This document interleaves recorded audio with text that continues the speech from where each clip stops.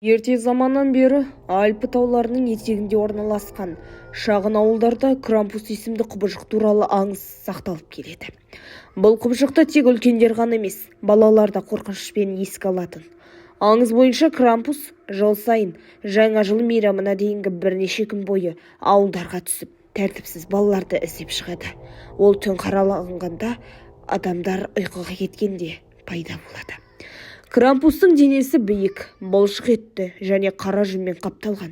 Оның аяғында үлкен, өткір тұяқтар бар, ал қолдары ұзын, алақаны адамдікінен де ірі. Бетінде екі үлкен мүйіз бар, ал көзі қанқызыл, шайтанның көзіндей жанып тұрады.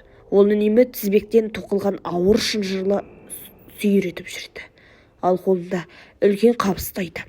Бұл қаптың ішінде не бар екенін ешкім нақты білмейді. Бірақ ауыл аңыздарында сол қапты қашып құтыла алмаған бұзық балалардың рухтары бар дейді. Бұл оқиға Карин есімді кішкентай қыздың басынан өткен жайтқа байланысты. Жылдың аяғы жақындаған сайын Карин ауылдың басқа балаларымен бірге жаңа жыл мерекесін күтетін. Бірақ ол мерекені асыға күткенмен мінезі өте тентек болатын. Үйде де, көшеде де ересектерге маза бермей, айтқанды тыңдамайтын. Әрқашан өз дегенін істейтін. Қыздың ата-анасы оны қанша рет ескерткенімен ол өзгермейді. Алдағы үлкендер оның еркелігінен шаштап, Крампус алып кетер деп қорқытатын. Бірақ Карин оған мүлдем сенбейтін. Бірде кешке таман қар жауып, ауа райын суыта бастады. Ауылдың тұрғындары үйлеріне кіріп, от жағып, жылы көрпеге оранып отырды. Кариннің әке-шешесі де үйге кіріп, қыздарына демалып, ерте ұйықтауды тапсырды.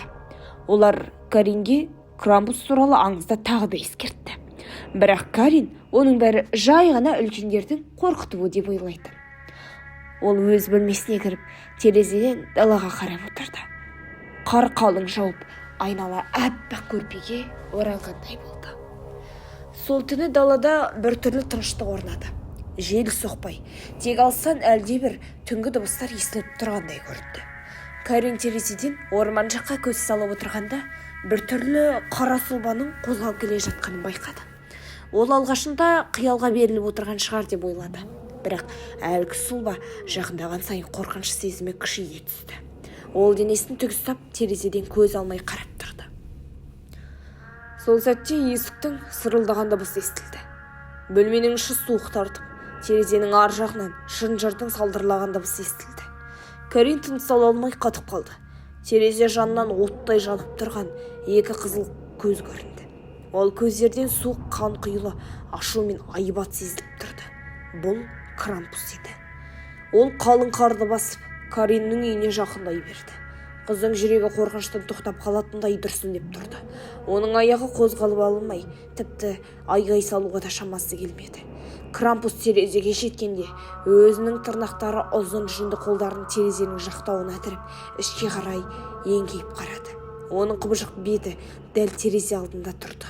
Оның демінен шыққан бу терезені мұздатып жіберді. Карин жылап, анасына айғайлайын деп еді, бірақ дауыс шығара алмады. Қорқыныштан тіл аузы байланып қалғандай болды. Сол сәтте Крампус терезені қағып, ішке кірмекке әрекет жасады. Оның қолындағы шынжырлары салдырлап, бөлменің ішінде жаңғырық секілді естілді. Қыздың соңғы үміті терезеден секіріп қашу еді. Бірақ Крампус оның шапшаң әрекеттен ұстап алды. Ол қызды алып, өзінің үлкен қапшығына салып алды да, шынжырын сүйретіп, қалың қарлы орманға қарай қайта бет алды. Таң атқанда Кариннің әке-шешесі оны үйден таппады. Олар қыздарды іздеп, ауылды түгел кезіп шықты. Бірақ ешқандай із қалмаған. Тек қардың үстінде үлкен қорқынышты іздер ғана жатқан еді. Ауыл үлкендер біріне қарап, Крампус алып кетті деп сыбырлап, бастан шайқасып, қыздың қайтып келмейтініне көз жеткізді. Осыдан кейін ауыл балалары тәртіпке шақырылды. Әрқайсысына жақсы мінез танытып, ата-ананың айтқанын тыңдайтын болды. Кариннің жоғалып кету оқиғасы ауыл аңызында айналып, әр қысты балаларға Крампус алып келмесін десеңдер, тәртіпті болыңдар деп ескертетін болды. Крампус жайлы осы аңыз күні бүгінге дейін Альпі тауларында өмір сүретін адамдар арасында әлі күнге дейін сақталып келеді.